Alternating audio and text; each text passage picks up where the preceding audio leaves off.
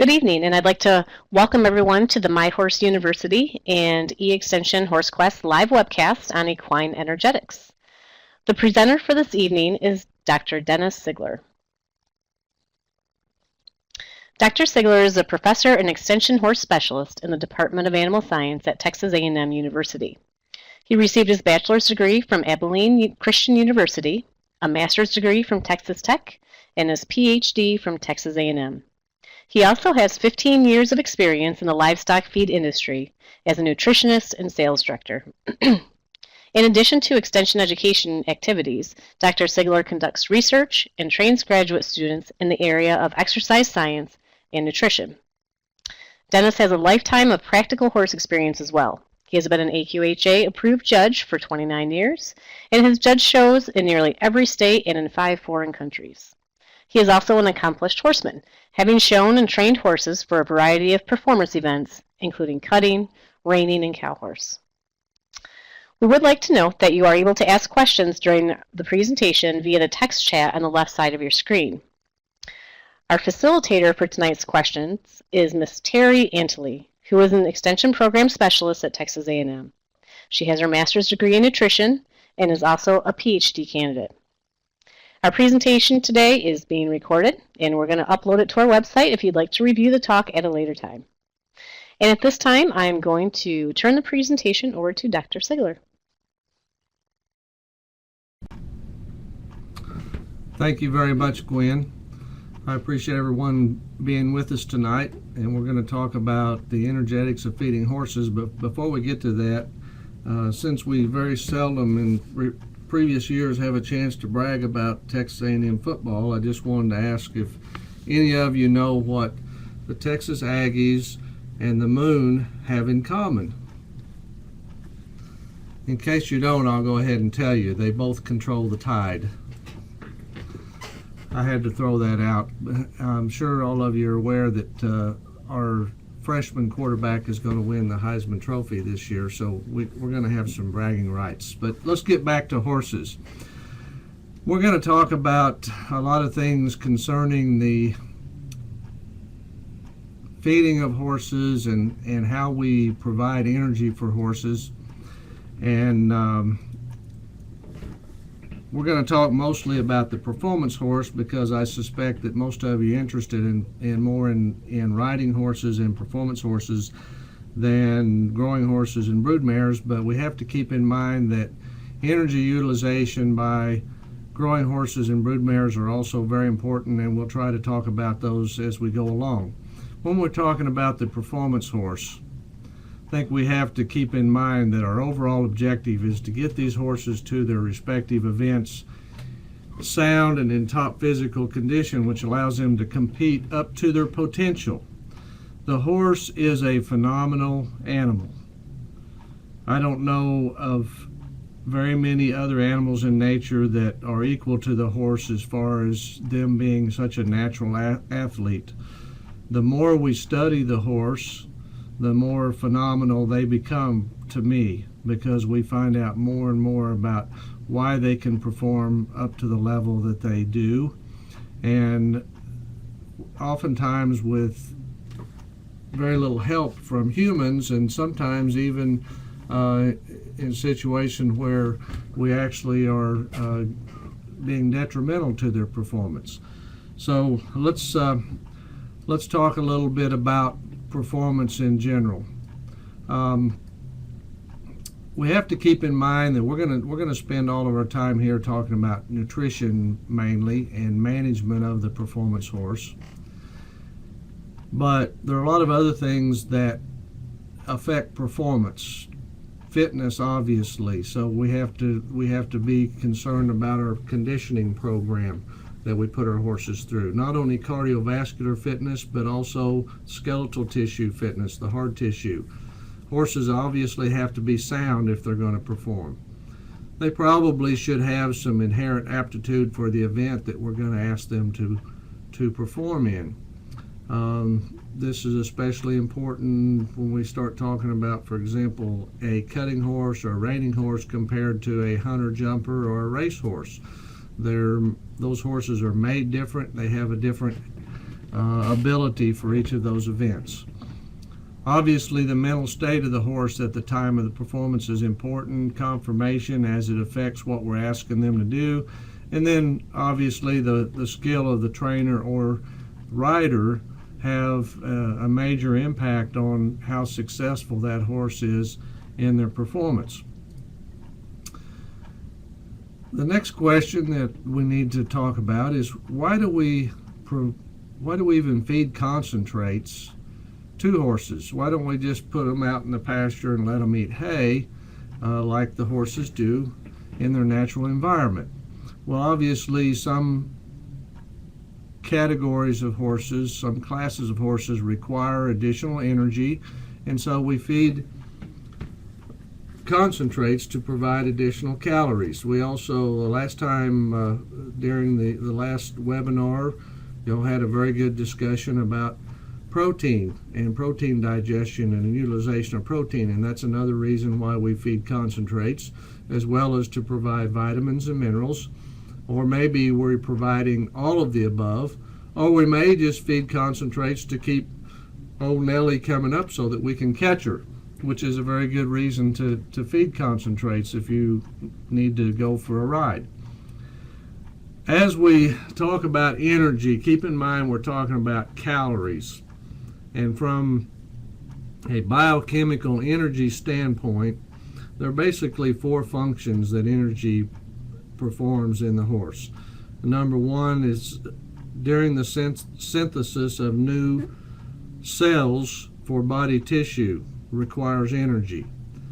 And this is especially important for, obviously, for growth for the broodmare during late gestation and for lactation. Another function is the transport of material across a gradient or across a membrane, which happens all the time. So this is one of the areas of maintenance that we talk about, which requires energy.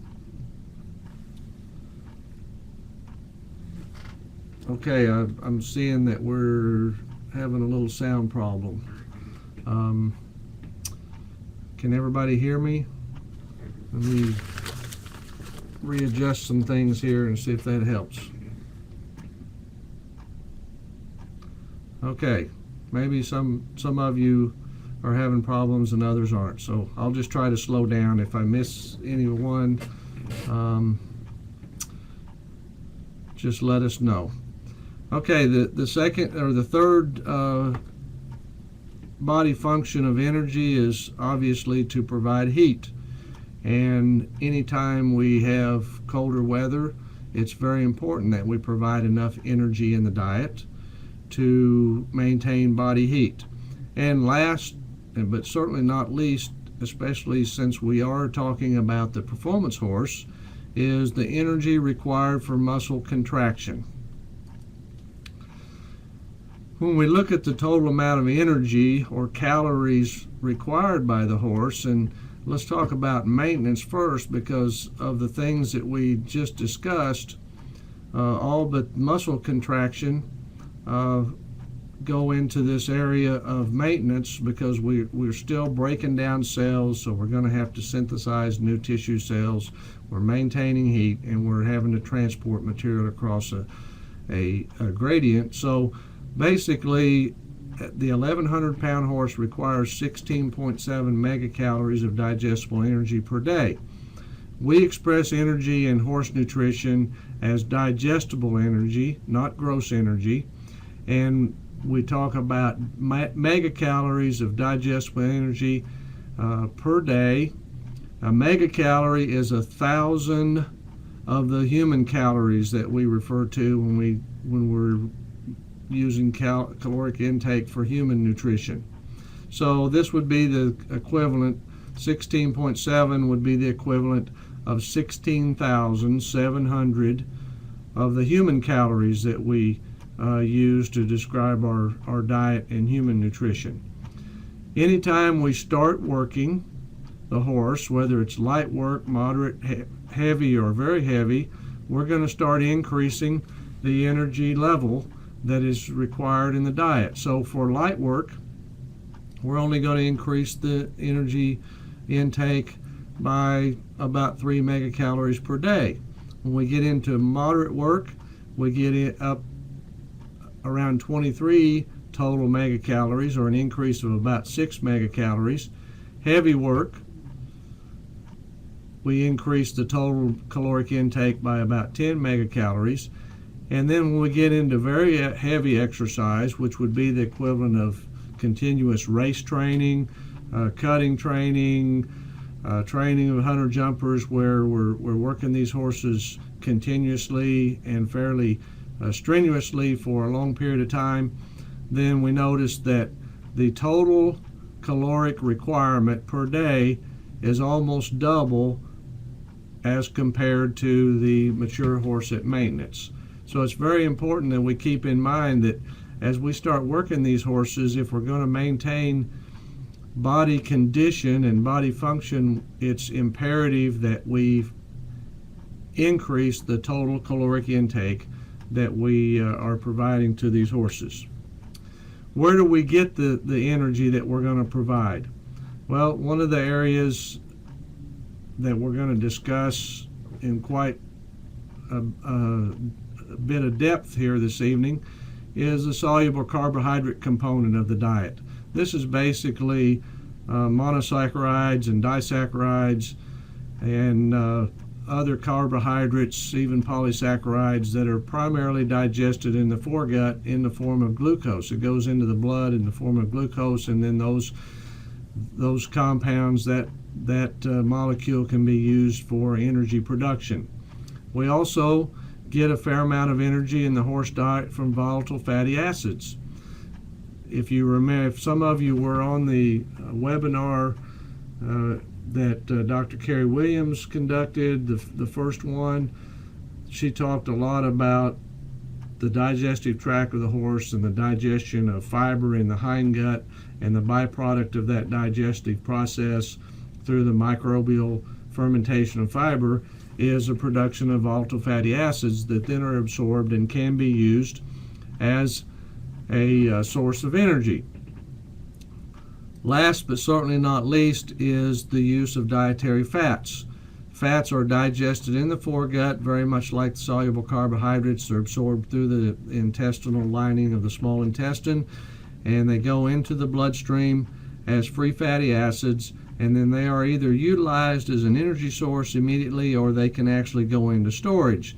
Unfortunately, if we don't exercise a lot, like some of us, those fats go into storage and they build up over time, and then they're difficult to get rid of. But they can be a very important source of energy for the athlete. Now let's go back to carbohydrates, because there are different types of carbohydrates that we need to talk about and go through the relative importance of these. First of all are what we call our non-fibrous carbohydrates. Those are sugars and starches. Those are what we often refer to as our soluble carbohydrates, the ones that are available immediately upon digestion to produce energy, raise the glucose level in the bloodstream that can then be immediately utilized as an energy source. The other type of carbohydrate is what we call our structural carbohydrates, or our neutral detergent fiber. Our structural carbohydrates are mostly cellulose and hemicellulose and lignin, but the one that makes the most impact as far as usable energy for the horse is cellulose, that is broken down by the microbes in the hindgut into volatile fatty acids and then can be absorbed as a source of energy. But from the standpoint of the elite performance horse, we need to talk a little bit more about these soluble carbohydrates, the sugars and starches. Where do we get these starches and sugars? From the standpoint of feed stuffs that are commonly used in horses: corn, barley, Milo are not used quite so much for horses, but in some pelleted feeds they're used. Oats and wheat products are all excellent sources of starch for horse rations. Let's look at the relative value of some of the feed ingredients as far as sources of starches and sugars. The abbreviations here might be a little confusing, but this is grass hay, alfalfa hay, soy hulls. Okay, grass hay, alfalfa hay, soy hulls. Those are all fiber sources, and obviously they contain very low levels of starch. Then we get into some other ingredients like rice bran. Rice bran is a good source of fat, but also contains a little bit of starch. Wheat midds.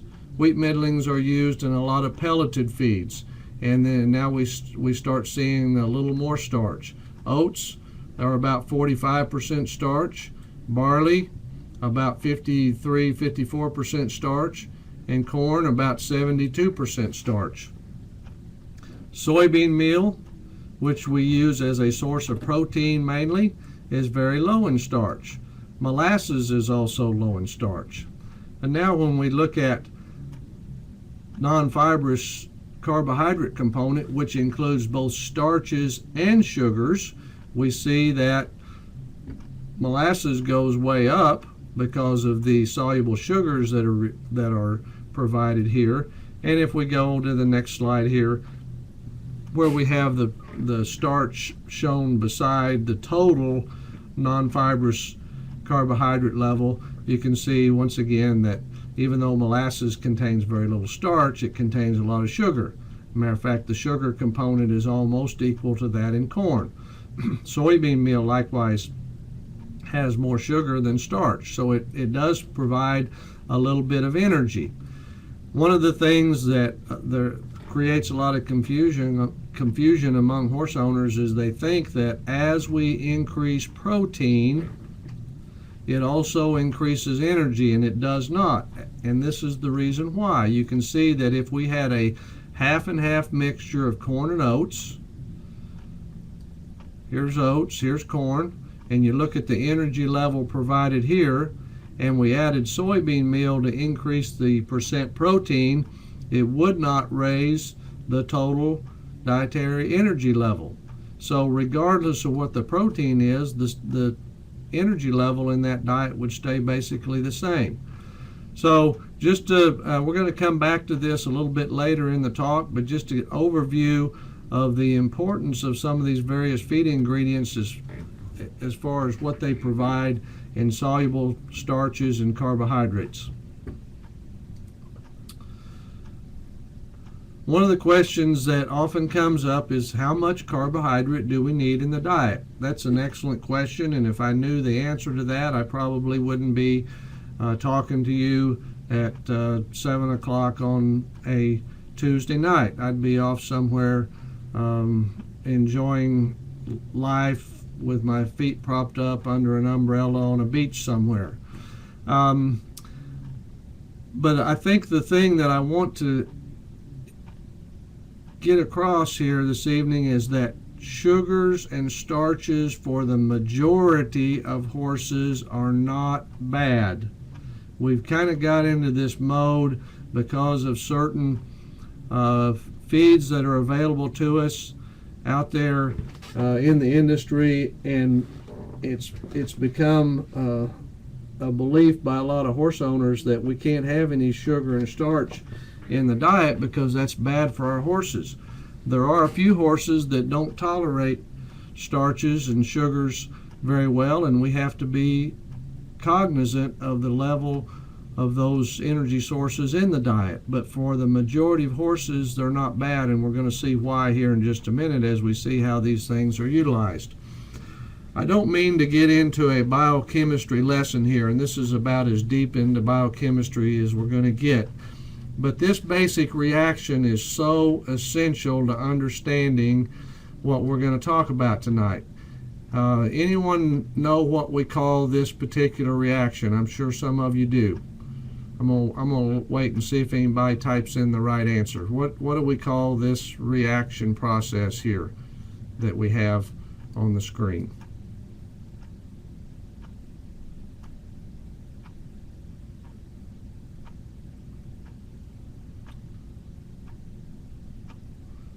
Anybody know? Raise your hand if you know. Raise your hand if you can hear me. Oh, somebody's typing. I'm gonna get not the Krebs cycle. Anybody else want to take a guess? Okay, I'll give you a hint. This is the basic reaction for photosynthesis. Okay, if we look at what happens in nature, carbon dioxide from the air is combined with water through the plants, and we get energy from the sun, 673 kilocalories from the sun, and this basic reaction yields glucose. This is the formula for glucose, plus oxygen. Without this reaction that happens every day, we would all be dead. Okay, so we get glucose that goes into the plants, or carbohydrates, sugars in this case, and we also release oxygen. Now, as you can tell from the arrow that goes both directions, when we take oxygen that we breathe in, we combine it with sugar, we actually get a release of energy, which is what we need for muscle contraction. And along with that energy, we get 6 molecules of water that are released that has to be eliminated. And then we also get carbon dioxide that has to be excreted through our breathing process. So this is a continual cycle that goes round and around every day. And without it, we couldn't move around, we couldn't breathe, the plants couldn't grow. And it's the thing that forms the basis of the rest of our talk here about how we utilize carbohydrates as a source of energy for athletic performance. So now let's talk a little bit about the storage energy sources in the body. First of all, we have adenosine triphosphate, or ATP. This is basically what we consider to be the battery pack. It's stored energy that can be called upon immediately for muscle contraction. We also have creatine phosphate, which is another high energy phosphate compound that when this compound is broken apart, once again we get energy for muscle contraction. Creatine phosphate there's a small amount of creatine phosphate in the muscle itself, and it is essentially burned up in a matter of seconds. So if we run a horse down the track, the creatine phosphate is gone within a few seconds. The ATP typically is gone within several seconds or maybe a few minutes, depending on the intensity of the exercise. So then what happens once we've used up this battery of energy that's available immediately, then we have to resynthesize energy in the body, and this comes from glucose in the muscle and also the glucose that's floating around in the blood. And the body has a tremendous ability to maintain blood glucose level. When blood glucose starts falling, then the system starts telling the muscle that, okay, we're going to have to go over here and get glycogen from the muscle, and we may even have to pull some glycogen out of the liver. Glycogen is simply a polymer of glucose, or what we call animal starch, that can be stored in the muscle and also in the liver. Now, we can also utilize free fatty acids that are floating around in the blood, and those of course either come from the diet or they can be immobilized from the fats in the adipose tissue. So the thing that we have to keep in mind is that ATP and creatine phosphate are available immediately. Glucose is available fairly quickly, and we can actually synthesize additional ATP from glucose or from glycogen without oxygen. or in the absence of oxygen, or what we call anaerobic metabolism. So even though we're starting to run out of oxygen during the latter phases of a exercise bout, we can still synthesize some energy and we can still have muscle contraction until some of the byproducts of muscle contraction, like blood lactate, become overwhelming, and then the muscle starts to hurt and we have to quit. However, when we start utilizing free fatty acids and fats as a source of energy, those sources of energy cannot be used except in the presence of oxygen. So what that tells you, that those are sources of energy that are going to be much more important with long, slow distance type exercise that enables us to bring in plenty of oxygen through the cardiovascular system and replenish our energy supply from that source. So once again, glucose, glycogen, these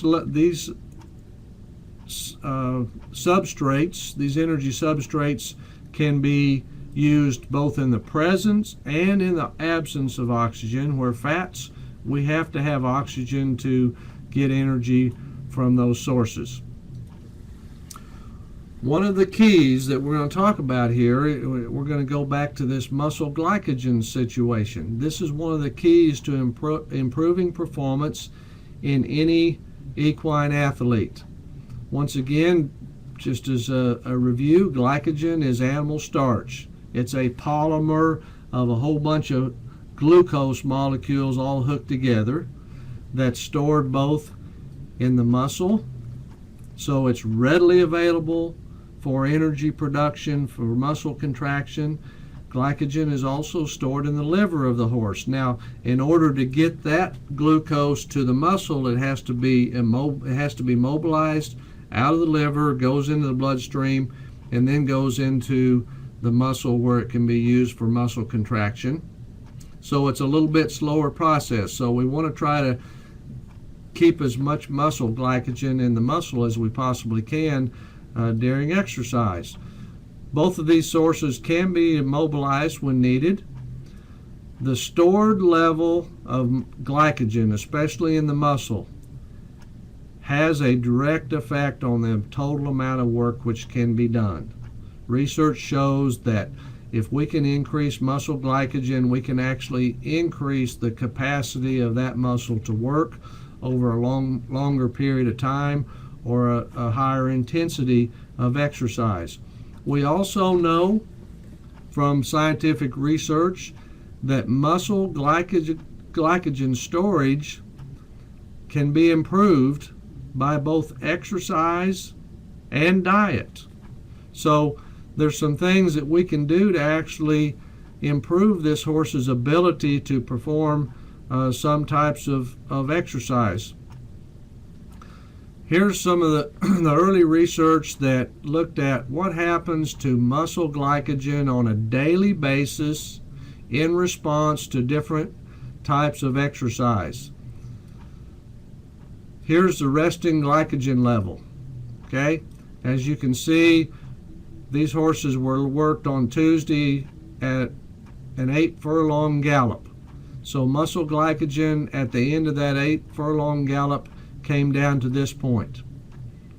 On Wednesday and Thursday, these horses were worked very, very lightly. They were just cantered around the track very slowly, one time on Wednesday, twice on Thursday, and look what happens. Muscle glycogen comes back up because we're not working that horse hard enough to completely deplete the muscle glycogen storage.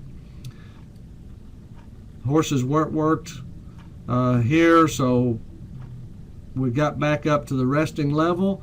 On Friday, they worked them again on at a 5 furlong gallop. Once again, they worked very lightly, rested on this day, worked lightly again, and now we're back up to resting levels again. The next Tuesday, they worked them again. Once again, we significantly decreased the level of muscle glycogen. And then they followed up this week-long exercise bout with basically a resting period. They just walked them during this period, so muscle glycogen increased again. And now we're back up. And do you see a trend here in what's happening? Look at the difference between this level and this level. So what's happening? Even after as little as about a week and a half of exercise and response of the muscle to this exercise, this muscle is starting to adapt to the amount of exercise that we're applying to it. And so it's saying, hey, that hurt a little bit and I ran out of energy, so I better start trying to train myself just a little and maybe even increase my level of muscle glycogen so I can get ready. And then you see what happened after this 5 furlong gallop. Now this level at the end, the glycogen level at the end of this 5 furlong gallop right here, is a little higher than it was over here. So this horse is starting to adapt itself to the exercise that we're applying to it, and that's exactly what happens. I'm going to go back 10 years before that study was done. This was actually part of my PhD work here at Texas A&M, and we showed that even after as little as a 28-day conditioning period, we conditioned these horses at either a trot or a gallop, and they went 2¼ miles every day for 28 days. And we see a little bit of adaptation or a little bit of training here in muscle glycogen in the trot group, but we saw a significant adaptation or significant increase in muscle glycogen here in the gallop group, even after as little of 28 days of training. One of the things that we didn't know when we did this study is that it takes about 48 hours for glycogen repletion after exercise. We actually took these muscle biopsies the day after we quit exercising, so we didn't even give these horses a chance to completely replete their muscle glycogen level. So I'm assuming that that muscle glycogen level probably would have been up in this area if we'd have given these horses one more day to recover. But the point is, there was a significant training effect going on even after only 28 days of conditioning. At the same time, some researchers at the University of Illinois were doing some work on muscle glycogen in response to not only exercise but also in response to diet. Kevin Klein put horses on a high-fat, high-protein diet, high-fat, high-protein, low-carbohydrate. Worked them on the treadmill. These were the muscle glycogen levels, and these are a little different standards that we looked at, a little different type of measurement, but basically we get the same response. They're just different numbers, so don't worry about the numbers being different than the ones that we found. A different way to express the muscle glycogen. So here's before the treadmill work, after the treadmill work.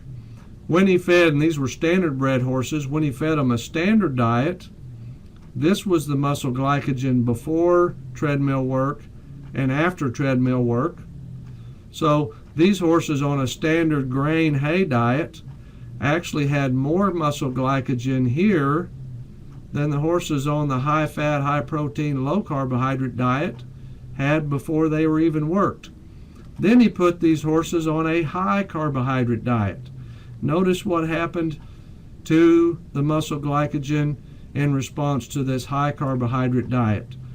144, and once again, the horses on the high-carbohydrate diet had more stored muscle glycogen after treadmill work than these horses had even before, and the same as the horses had on the standard diet before the treadmill work. So I think most of you would agree that if you had a horse that was getting ready for a big event, whether it be a race, a hunter jumper event, a big horse show event, a trail ride, an endurance ride, which one of these would you rather have? I think I'd rather have my horse going in to that program with this kind of muscle glycogen versus for sure this one or even this one, because they're going to be able to perform more total work, and they're going to be less fatigued at the end of that work because they have more muscle glycogen left. Dr. Don Topliff, a few years after I completed my study, went one step further, and he wanted to investigate whether he could actually super compensate these horses with muscle glycogen, because if some of you that are familiar with human athletes, you know that many of these athletes, especially if they're going to go on some type of endurance type run, a marathon type run, what do before they run that marathon on a Saturday? Well, most of them consume a big plate of pasta, or they want to load up on carbohydrates the day that before they do that. And so Dr. Topliff did a trial where he actually tried to load these horses up on carbohydrates and look at the ways that we could manipulate muscle glycogen through a combination of diet and exercise. I'm going to show you the next slide, but period 1 is basically the level of muscle glycogen before the trial began. Period 2 was the end of a 28-day conditioning period on a standard diet. Period 3 was a 5-day glycogen depletion period, where the horses, once again, very much like Kevin Klein's study, these horses were fed a high-fat, high-protein, low-carbohydrate diet, and then they were exercised basically to exhaustion. And then period 3 was they went through a repletion period, and then they were fed a high-carbohydrate diet during this repletion period. So let's look at what happened. Here's muscle glycogen at rest, before conditioning, after conditioning, and then after feeding a high-fat, high-protein diet, exhaustive exercise. Look what happened to muscle glycogen. Phenomenal decrease in muscle glycogen due to this high-fat, high-protein, low-carbohydrate diet and exhaustive exercise. 5 days after the end of conditioning here, and almost completely depleting the level of muscle glycogen, the horses were then put on a high carbohydrate diet and given complete rest for 3 days, and look what happened. Simply by feeding a high carbohydrate diet, we had loading up of muscle glycogen. And then let's go down and look at what happened after exhaustive exercise on the treadmill. These horses were actually worked to fatigue, and in these cases, fatigue was defined as the horses would no longer go on the treadmill. They could no longer be encouraged to go forward, so they were completely exhausted. Muscle glycogen before conditioning right here, after conditioning, even though we started out higher at fatigue, about the same level, but notice how much longer they went. Time to fatigue, they went about 10 minutes longer before they were completely fatigued because of this extra muscle glycogen that they had in their system. Once again, I'm going to ask you, which one of these would you rather have? Would you rather have this, or would you rather have this?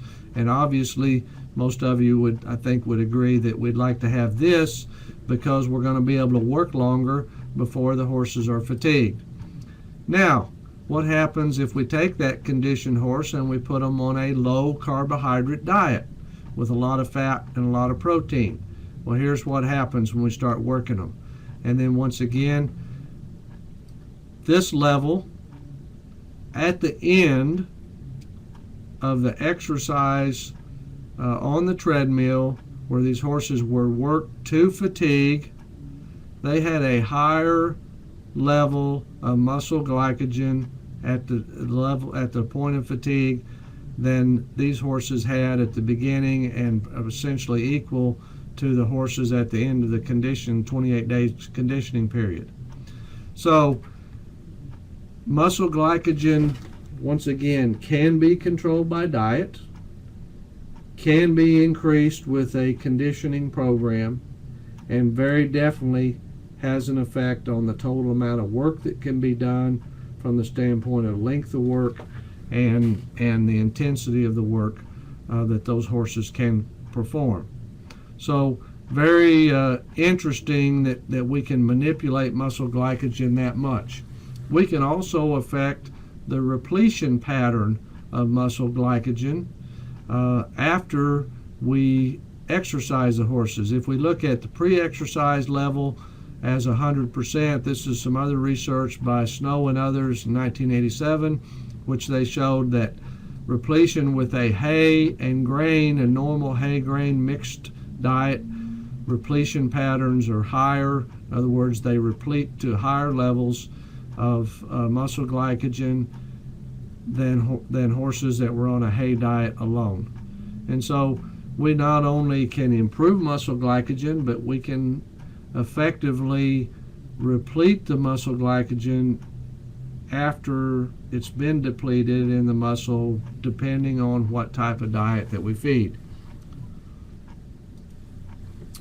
So when we start looking at exercising these horses, it's very important that we not only consider the exercise program, and we're going to try to increase muscle glycogen through the type of exercise that we do, but we also are going to consider the diet. I think most of you are probably getting the point at this point in time that sugars, starches, carbohydrates, in other words, are not all bad for the performance horse. Now let's talk a little bit about fat. Fat is an interesting thing from the standpoint of energy utilization, or fat utilization for energy for horses. We know that fats produce about 2.25 times more energy on a weight for weight basis than carbohydrates. In other words, a pound of fat produces about 2.25 times more energy than a pound of carbohydrates. So what that means is that we can get more calories, more total energy into the horse in a smaller package when total feed intake is a consideration. But what does fat do from the standpoint of energy utilization? There's been a good deal of fat research done not only at Texas A&M but also at other universities. VPI did a lot of early fat research and the effect of fat on total energy utilization, and some of the really important work showed us several things about use of high-fat diets. First of all, feeding high-fat diets improves hair coat condition. I think all of you would probably agree that's something you'd like to have on your horses. You'd like to have those horses looking good. I want my horses to look better than the neighbors, so I'm going to feed them fat simply to maintain their hair coat. We also know that we can actually improve muscle glycogen storage by feeding a high-fat feed. But keep in mind that the research that showed this effect also utilized high starch diets. Those horses were on a diet that was already fairly high in starch, and they were simply supplemented with additional fat. The mechanism by which this happens is not totally known, but we think it's basically because the horse starts to utilize fat as a source of energy, and there's a glycogen sparing effect, so that we actually increase muscle glycogen by feeding fat. By doing this, it does allow us to work longer before fatigue. The digestion of fat actually decreases the heat of fermentation and therefore lowers the thermal load on this exercising horse.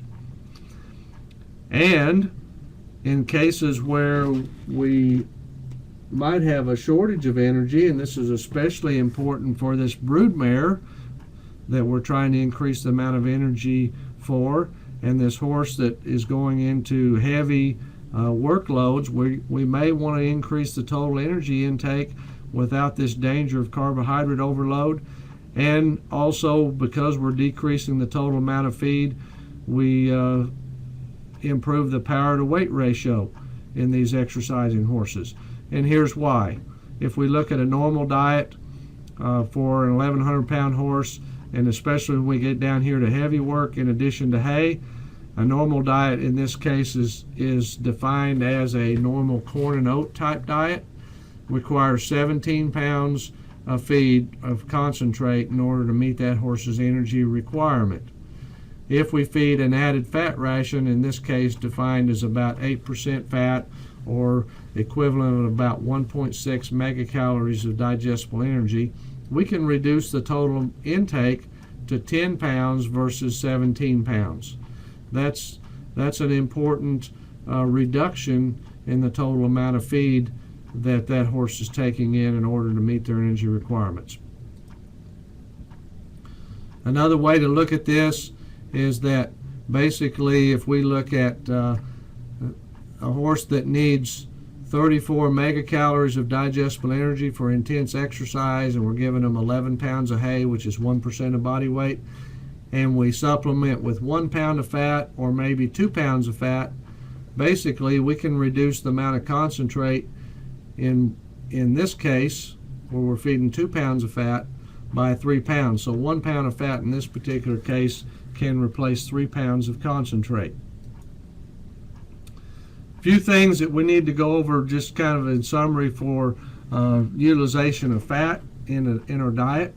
If we're going to add additional fat to a balanced ration, we probably should start with at least a 14% protein diet, because we're going to naturally decrease the total amount of concentrate that horse is taking in, and we want to make sure that we have adequate quality protein for tissue repair. The same thing with vitamins and minerals. We want to make sure that we have adequate vitamins and minerals, especially calcium and phosphorus, so we can maintain structural integrity, skeletal integrity in this horse, because we don't want to decrease the total amount of calcium and phosphorus when we decrease the total amount of feed that the horse takes in. The other important thing is that we must maintain adequate carbohydrate levels in the diet. In other words, adding fat to a low starch feed may not meet the carbohydrate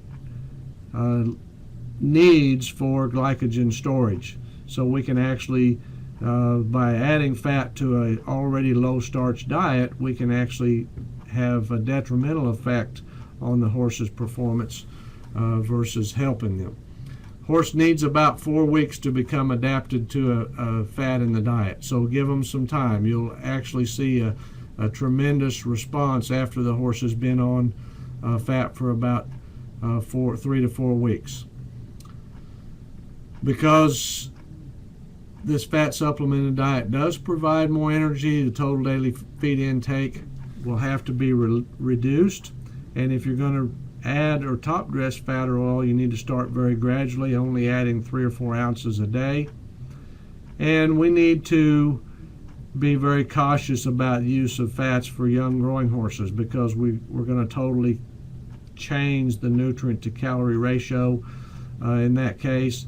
And once again, just a reminder, total carbohydrate intake is going to be important for this exercising horse. Let's talk now about some practical applications of energy values. How do you know how much energy your feed or your concentrate that you're buying down at the feed store has? Well, unfortunately, we don't, because we're not required to put megacalories of digestible energy on the tag. So you've got to ask your sales rep, ask your feed company representative. You may have to actually call the feed company and ask them. And then once you get that information, you need to know is that on a dry matter basis or an as-fed basis? Because it makes a big difference. 1.4 megacalories of digestible energy on an as-fed basis is equivalent to about 1.6 megacalories on a dry matter basis. So make sure you know whether those figures are being quoted as dry matter or as-fed. We can look at the percent fiber on the tag, and we're going to show you just in a second how that correlates.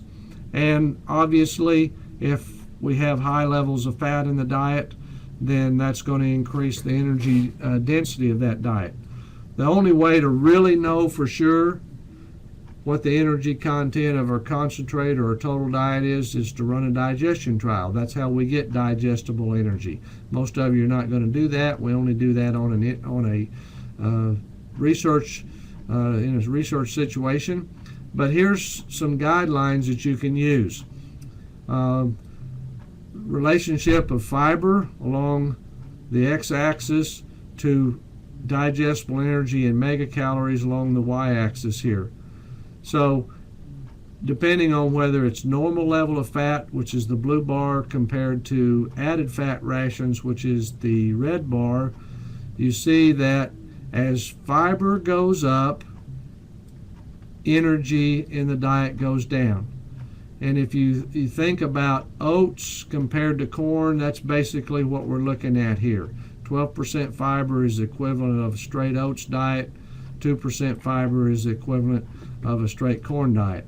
So when you look at corn contains about 1.6 megacalories on an as-fed basis, oats 1.2, Milo 1.45, soybean meal 1.4, so forth and so on. Here's some energy values of fiber sources. And then here's fat, 3.6 megacalories per pound. Once again, drastically increasing the level of energy in the diet. So we have these different levels of energy. We call high energy feeds these between 1.45 and 1.6 or 6.5 on an as-fed basis, medium energy feeds, and low energy feeds. Low energy feeds would be those that we normally call the all grain or maybe a horse and mule type feed. Most of those are what would be in this category of low energy feeds. Okay, let's go back again and talk a little bit about some of these low carbohydrate, low starch, low sugar, high fiber feeds. Many of them have added fat. And yes, those feeds are safe, just like they're advertised to be. They're safe feeds. And they're great for horses with light to no workload. They're great for brood mares that are being kept in groups, so they're group fed, and we want a little bit of safety factor. They're great for easy keepers. They're great for some growing horses that we want to grow a little bit slower. But the main use of those, if you have the poorest management imaginable, in other words, you know that your feeding management or there are people that are feeding your horses do not pay attention, they don't feed at the same time every day, they don't watch how much they feed, then I would very definitely select one of these lower carbohydrate, low starch, high fiber feeds. Sometimes they can be used to stretch our hay supply. Now, if you happen to have a horse with one of these metabolic problems, Cushing's disease, polysaccharide storage myopathy, some of these other insulin resistance type problems, then these feeds are great. That's not the majority of our horse population. So once again, don't think that just because somebody's told you that you need a low starch feed, that may not be the best thing for your particular horse. Can we meet energy needs with high fiber feeds alone? Well, the answer on the most part is no. The only exception to that is soy hulls.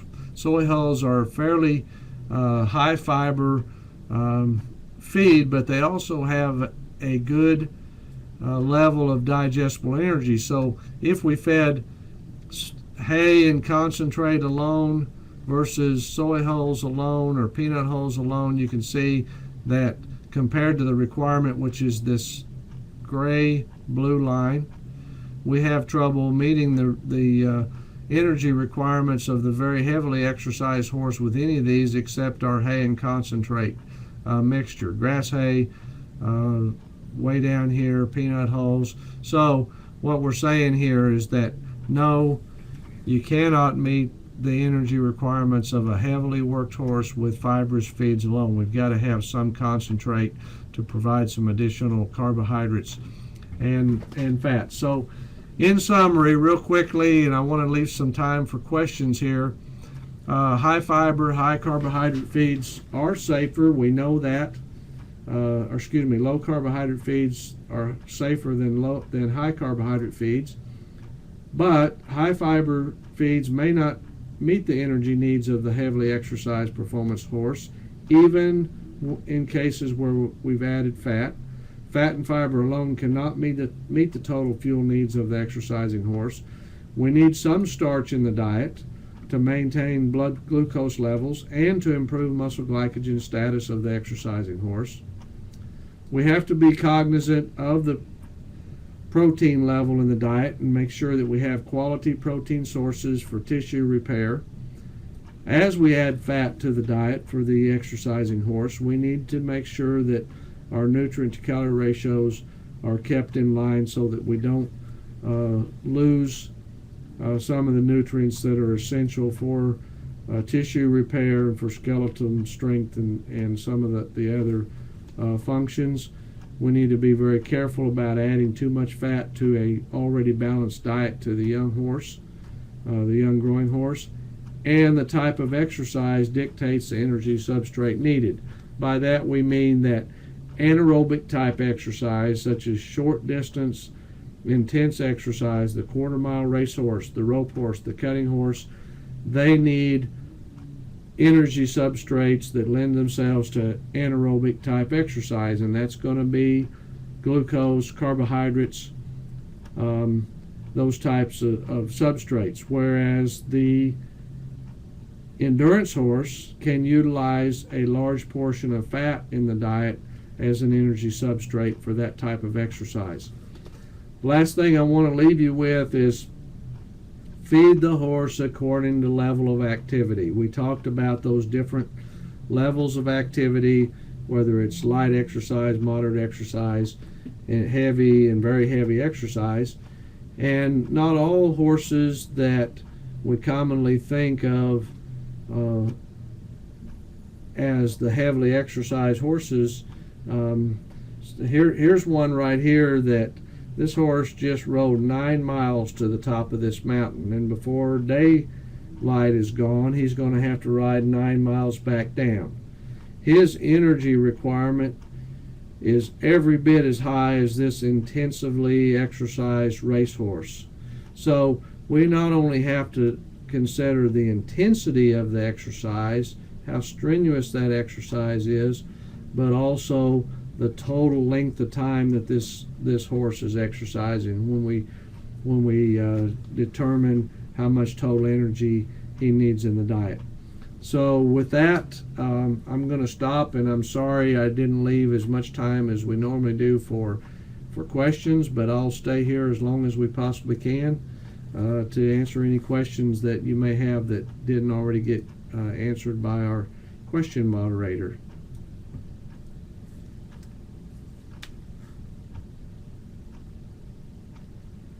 Okay, I'm going to go ahead and answer Julie's question. The NRC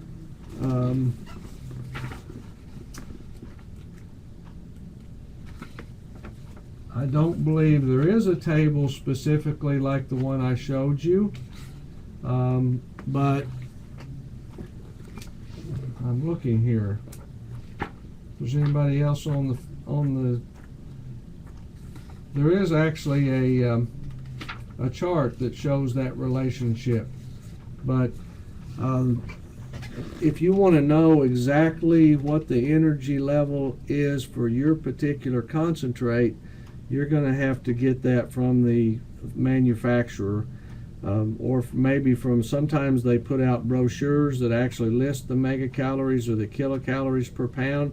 Once again, make sure you know whether that's on an as-fed or a 100% dry matter basis, because it makes a huge difference if you're going to calculate it on an as-fed basis. Any other questions?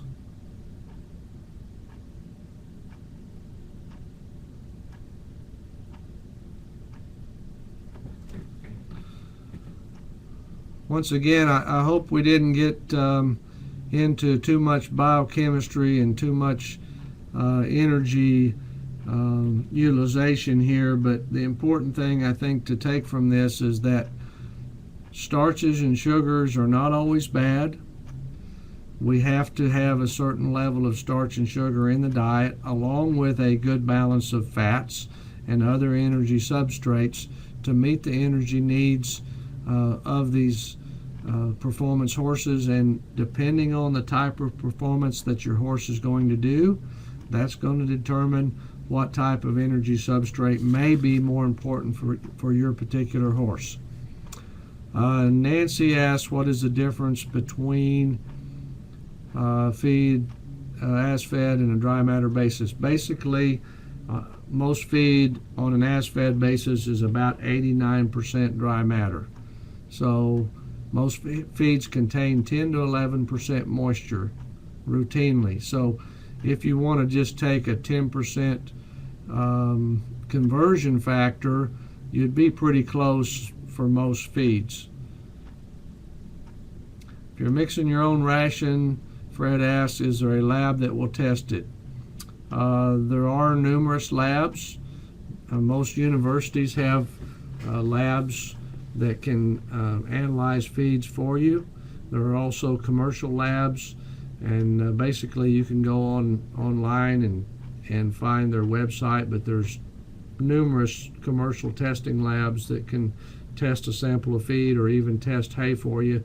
And I would recommend that if you're going to develop your own ration, that you test your hay first to know exactly what you have in your forage program, and then you'll have a little better idea of, for example, how much protein that you need in your diet, as well as the level of energy that you might need.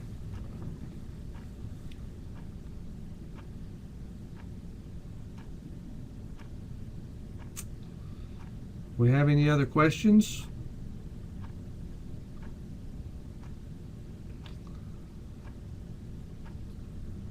Once again, I really, we have a couple more, looks like they're coming in, but I really appreciate the opportunity to visit with y'all, and I hope you have a little better understanding of the energy needs of the horse and how we meet those energy needs with various feedstuffs and which ones might be more important for your particular type of horse.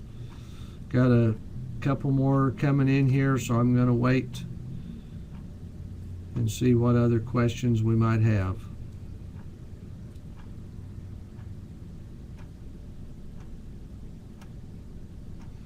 Very good question. Andres, how much is the maximum amount of fat that could be fed to a horse? About 18 or 20% of the concentrate is about as high as we can go without having some real problems as far as digestive disturbances and the quickness that everything moves through the digestive tract. So unless you want to paint the inside of your stalls green, I would probably try to stay down around a maximum of 10 or 12% total fat in the concentrate portion of your ration, which means that you're going to add about 7 or 8% fat to your normal feed ingredients. We have a question here. What would be the feed level for stallions? That depends entirely upon what the stallion is doing from the standpoint of level of activity. If they're out in a run where they can move around a lot, you're probably going to have to provide a little more concentrate, and I'm going to guess in the neighborhood of 1 to 1.25% of body weight in a high energy concentrate, in addition to 1% of body weight in hay. So a 1,100 pound stallion in the neighborhood of 10 or 11 pounds of concentrate, in addition to about 11 or 12 pounds of hay. If they're confined to a stall and they're not actively moving around that much, then you can probably get by on a little Yep, less concentrate and a higher proportion of hay in the diet. And I'll wrap things up here just a second. One thing, we wanted to let everybody know that you're going to be getting a survey within the next couple days, and if you could take a few minutes to give us your feedback on the Swabcast, we'd really appreciate it. Also, we'd of course like to thank Dr. Sigler for talking with us this evening, and we'd also of course like to thank all of you for participating in our webcast. Next month, we're going to start kind of a short series of webcasts on horse behavior. And the first one is going to be Dr. Jennifer Nadeau talking about horseplay. She's from the University of Connecticut. And her webcast will be on Tuesday, December 18th. And then that will follow with another one on behavior from Carissa Witkins from University of Delaware. She'll be talking about cribbing, weaving, and some other stereotypic behaviors.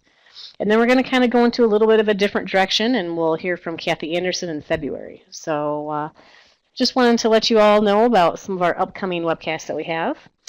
Make sure to join us on Facebook and Twitter, and we're also on YouTube. And for some of our most up-to-date information on our events, courses, and things that we're offering. This webcast was recorded, and we're going to be uploading it to our website if you'd like to access it again. And also feel free to send us your comments and suggestions to info@myhorseuniversity.com.